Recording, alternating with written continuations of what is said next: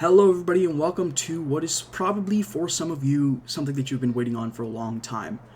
So if you've only been on the channel in the last year or two, you might not know this, but the way this channel got its start is from a YouTube series called Fire Emblem Fates Quickies, where I would, in theory at least, quickly go through each of the chapters in Fire Emblem Fates Conquest on Lunatic and try to give people some general tips and advice on how to beat those chapters and how to get better at the game in the process. A few years ago, I moved and also reformatted my computer, and an unfortunate consequence of that reformatting was that I lost my Quickies save file. I'm going to be completely honest here, the production quality in early Quickies was really terrible. I mean, there were like several episodes in a row where I had a watermark over the whole thing. So I decided to remake the series, starting from the beginning. We are going to be going through it, and we are going to teach you guys how to beat Fire Emblem Fates Conquest on Lunatic. Let's start off with the Branch of Fate. So, you can pick whatever you want here. I think that some people suggest that female Corrin is a lot better than male Corrin, or vice versa. I don't think this is true. I think both Corrins are pretty equivalent in terms of power level. There are some benefits to one over the other. I've listed them in the overlay here. The female Corrin is really good at getting access to Wyvern without having to set it as her talent, because you can get an A support with Camilla pretty quickly and do that. Male Corrin usually gets really easy access to Cavalier or Wyvern if you go Cavalier talent, because pretty much all the time your Corrin is going to be at least some chapters spending time with Gunter, because he's a really useful unit for support. And Gunter has a fast support with Corrin, and if you get to A support with male Corrin and Gunter, you will get access to his class, which is Cavalier, but if your talent is Cavalier, you will get access to his second class, which is Wyvern. So, I typically go with male Corrin because I think that it's fine. The second big difference is your retainer. So depending on the gender of your Corrin, you will either get Felicia or Jacob. Jacob has been sort of hailed as the savior of runs for a while, talking about how he's really good in the early game because he has a decent strength stat and you can put him into Paladin or Great Knight and get him basically one-hit KOing or one-rounding really early. While I do think that Jacob is a lot more of a hassle-free, clear option for a lot of people, there is another option that's actually quite good, and people don't really talk about it that much outside of the more deep circles in Fates, and it is Silas. We are going to be using that Silas to great degree here.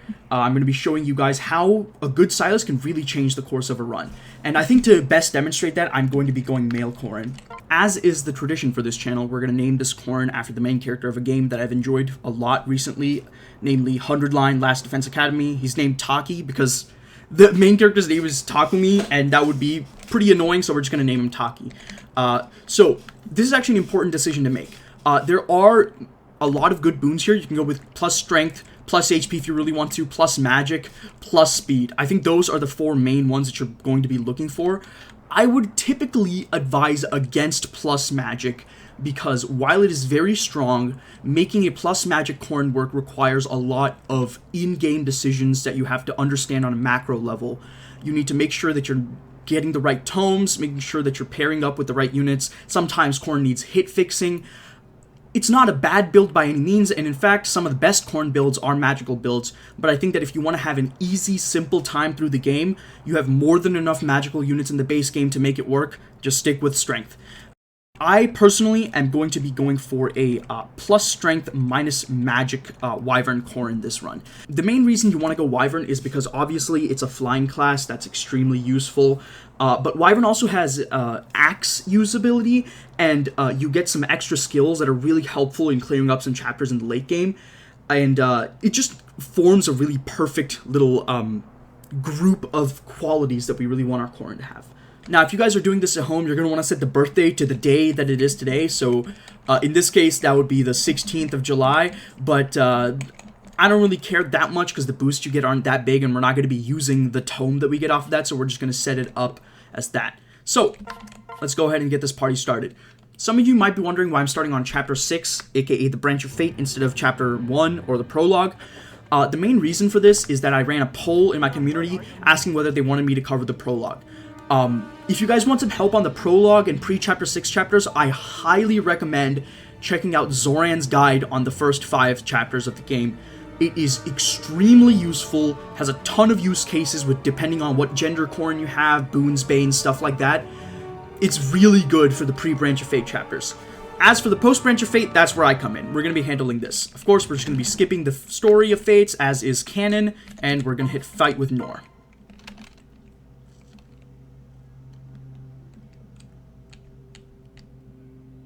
Welcome to Chapter 6 of Fire Emblem Fates Conquest. This chapter is a pretty simple chapter because it's the introduction to the game. The objective of this map is to defeat 4 enemies, and there are 5 enemies on the map, so you basically get to pick one enemy that you don't want to defeat. Typically, there's 2 ways that people go about this. The first way is that Ryoma is the most threatening enemy on the map, so you just leave him alone, defeat Yukimura, Sakura, Hinoka, and Takumi. The other way that people go about the map is that Sakura is not only the lowest level enemy on the map, she doesn't have any weapons that she can attack with, so as long as you're actually able to deal with Ryoma, you don't have to worry about her accidentally killing herself against you and you failing as a result. I'm going to show you guys a semi-reliable way to deal with Ryoma. We're going to start off by pairing all of our units together. You can either put Camilla into Elise or have them both move towards. I like doing it this way because I can transfer both over here.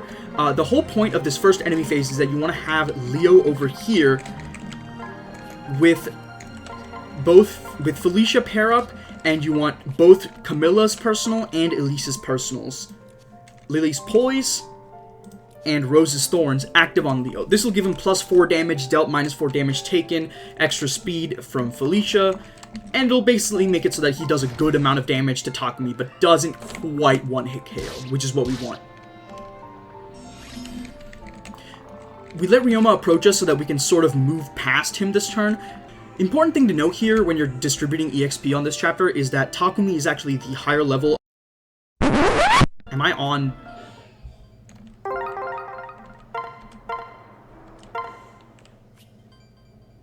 Sorry folks, I saw uncapped weapon ranks and I was like, am I on hard mode? No, I'm not. I'm still on Lunatic. There's 2 important things to note on this part of the chapter once you've baited Takumi. Number 1 is that out of Takumi and Hinoka, Takumi is slightly higher level, so whoever you want to give more EXP should be killing Takumi on this turn, and whoever you want to give slightly less EXP should be killing Hinoka.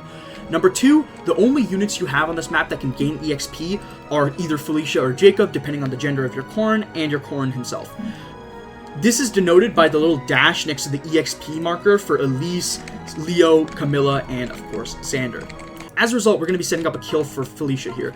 Her accuracy is a little shaky, but it's fine. If she misses, you literally just lost like 1 single turn of progress. It's not really a big deal. Next up, we're going to have Camilla chip over here, and we're going to ideally have Corrin finish Hinoka off.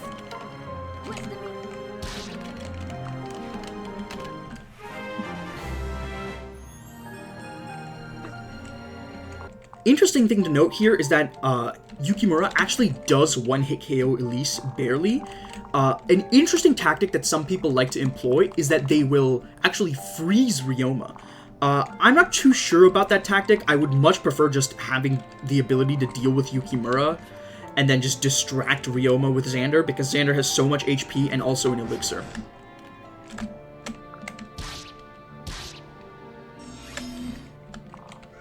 So, next up is Yukimura. Yukimura actually has an interesting set of tools here because he has a green weapon and a blue weapon. So, and we don't really have any 1 to 2 range or 2 range green weapon users, so we can't really bait him while being at weapon triangle advantage. The best we can really do is put Leo up here, equip the Brynhilder, have Elise heal him, and then just hope for the best. No, sometimes you just heal, sometimes you heal the wrong unit instead, but also it's not a big deal because Leo's bulky enough to survive it. Especially considering that he has an effective 15 defense right now, I don't think Yukimura's 23 attack is really going to be doing a lot to him.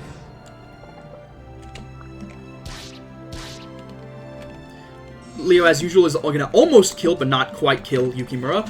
We can move Xander out of the way, and now Ryoma is basically ready to be killed whenever we want.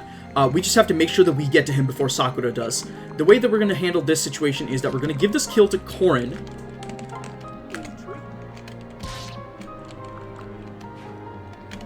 And we're going to have Leo move up. Leo is actually really important on the Ryoma kill because, if you note, he has the Dark Mage level 1 skill Heartseeker, which makes adjacent enemies suffer 20 avoid. The hardest part about dealing with Ryoma, of course, is the fact that he has 53 avoid, even on our phase. On his phase, he has 83 avoid, and so you basically can just give up any hope of hitting him. But we can sort of mitigate that by making it so that he only has 33 avoid. And if you look here, Felicia has around 113 hit, so we can sort of compensate for that by also giving her an attack stance partner. We're going to set it up so that next turn Corrin can pair into Camilla as well. 1, 2, 3, 4, 5. So we can just put her right below Leo. And if we need to, we can just move up here. Okay. If you look here, we have some pretty shitty hit rates here, but Leo does have slightly lower hit than the average person. We're going to wait here. Right now, we have 2 chances to kill Ryoma. We have Corrin, and we, of course, have Felicia. We're going to try to rig it in our favor a little bit more by trying to freeze Ryoma.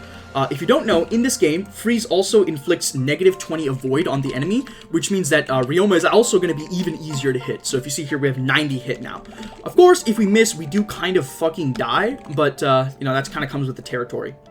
At this point, because the Yato has just awful hit, Felicia actually does have more hit on Ryoma. So we're going to transfer here. We're going to switch, and we're going to attack, and notice that we have absolutely no attack damage.